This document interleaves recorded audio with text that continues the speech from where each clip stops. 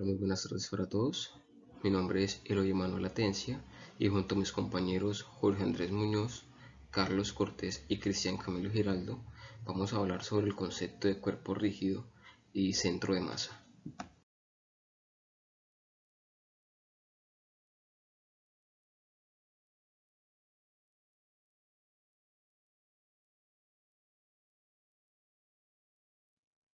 Antes de dar el concepto de un cuerpo rígido, vamos a decir que es una partícula. Una partícula no tiene tamaño ni forma definidos y se considera que toda la masa que lo contiene está centrada en un punto en el espacio. Entonces, un cuerpo rígido viene a ser un conjunto de partículas cuyas posiciones relativas no cambian. ¿Eso qué quiere decir? Quiere decir que su forma no es afectada por ninguna de las fuerzas externas a la cual él sea sometido. Pero todos sabemos que eso no es real, ya que al momento de aplicar una fuerza determinada en un objeto, él sufre deformaciones, aunque visualmente no las podemos percibir. Entonces, cuando hablamos en la física de objetos rígidos, estamos hablando de un modelo idealizado de los objetos reales.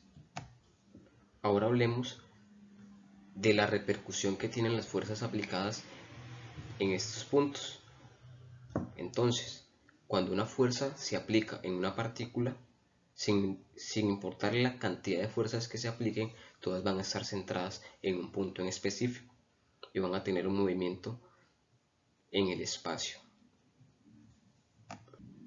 Bueno, esto a lo contrario de que todas las fuerzas generen un equilibrio, de lo contrario, la partícula estaría totalmente inmóvil. Ahora bien, cuando la fuerza es aplicada a un cuerpo rígido, es muy probable que todas las fuerzas estén centradas en distintos puntos, y esto puede generar que el cuerpo, si las fuerzas no están en equilibrio, generen unos movimientos, ya pueden ser de traslación o de rotación.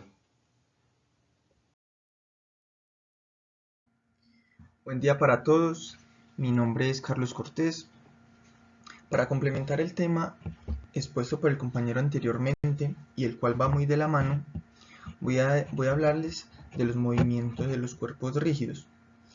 Acordémonos de un concepto del cuerpo rígido que es una idealización de un cuerpo en el cual sus dimensiones sí son importantes. Esto quiere decir que vamos a cambiar el modelo físico de estudio. Ya no vamos a considerar los cuerpos como un punto materia o como un punto al cual le asociamos masa. No, en este caso vamos a fijarnos en todas sus dimensiones, su tamaño y su forma. ¿Listo? Hay tres casos, el cual les quiero exponer, tres casos muy importantes, que son la traslación, la rotación y el movimiento plano general. La traslación tenemos que, digamos que esta es la masa, ¿cierto? O el cuerpo, llamémoslo así. Este tiene dos puntos, que es el punto A y el punto B. Y tenemos un vector posición que es R de A sobre B. Eso quiere decir que el punto B está compuesto respecto al A y que son unidos por este vector. Para que se forme la traslación deben cambiar de posición, moverse, llamémoslo así. Entonces este cuerpo se movió, se trasladó a diferentes puntos, pero como se observa acá, no cambió su forma, no cambió su vector posición. El vector posición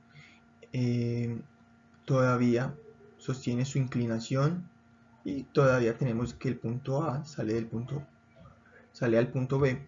Eso quiere decir traslación. Puede moverse en cualquier punto, puede moverse por cualquier lado, pero su composición no va a cambiar, su vector posición no cambia. Caso contrario tenemos con la rotación. La rotación, tenemos que el vector posición B con respecto a A tiene que cambiar, ¿cierto?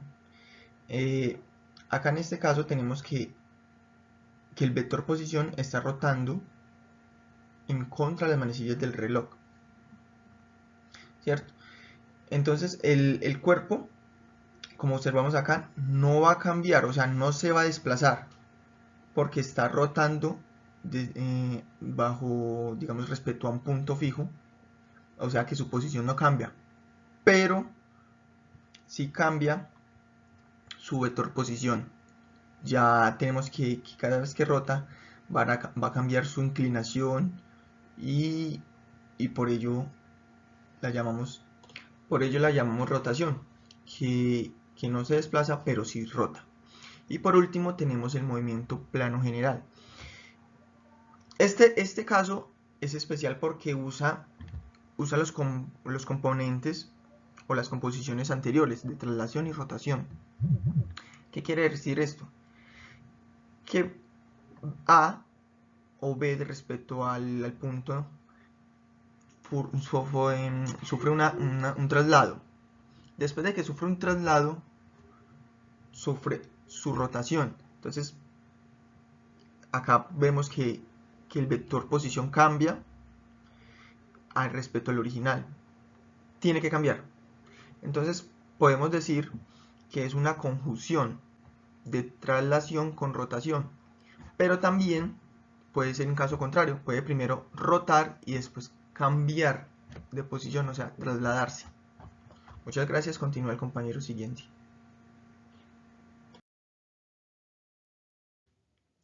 Buenas tardes, mi nombre es Jorge Andrés Muñoz. Vamos a hablar del centro de masa. Como definición, tenemos que el centro de masa es una posición definida en relación a un objeto o a un sistema de objetos. Es el promedio de la posición de todas las partes del sistema ponderadas de acuerdo a sus masas. Podemos decir que el centro de masa es una partícula que representa a un objeto completo. Si se ejerce algún tipo de fuerza sobre un objeto de igual forma, se va a ejercer sobre su centro de masa. Esto debido a que es equivalente el objeto a su centro de masa. En objetos rígidos sencillos con densidad uniforme, el centro de masa se ubica en el centroide. Por ejemplo, el centro de masa de un disco uniforme estaría en su centro. En ocasiones el centro de masa no está en ningún lado sobre el objeto. Por ejemplo, el centro de masa de un anillo está ubicado en su centro en donde no hay material. Para formas más complejas necesitamos una definición matemática más general del centro de masa. Podemos decir que es la única posición en la cual los vectores de posición ponderados de todas las partes de un sistema suman cero. Otros conceptos relacionados con el centro de masa. En física, el centroide, el centro de gravedad y el centro de masas, bajo ciertas circunstancias, pueden coincidir entre sí.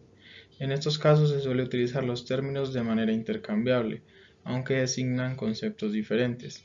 El centroide es un concepto puramente geométrico, que depende de la forma del sistema. El centro de masa depende de la distribución de la materia, mientras que el centro de gravedad depende también del campo gravitatorio. Para esta sección hablaremos de tres conceptos importantes que ayudan en el análisis mecánico de objetos con formas no regulares, las cuales son centro de masa, centroide y centro de gravedad. ¿Qué es el centro de masa? Es un sistema discreto continuo.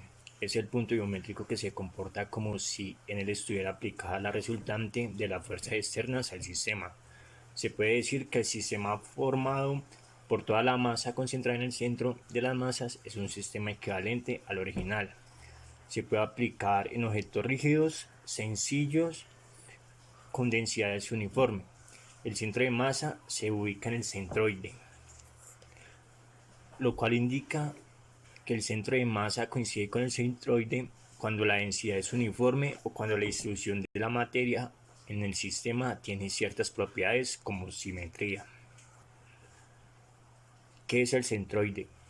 Es el análogo al centro de masas, pero desde un punto de vista geométrico es el punto promedio de cómo está repartida la superficie del objeto. Centro de gravedad. Centro de gravedad es el punto a través del cual la fuerza de gravedad actúa sobre un objeto o un sistema. En la mayoría de los problemas mecánicos se supone que el campo gravitacional es uniforme.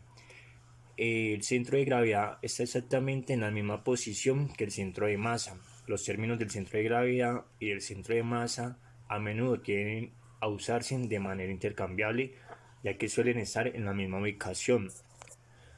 La relación entre el centro de masa y el centro de gravedad coinciden cuando el sistema se encuentra en un campo gravitatorio uniforme.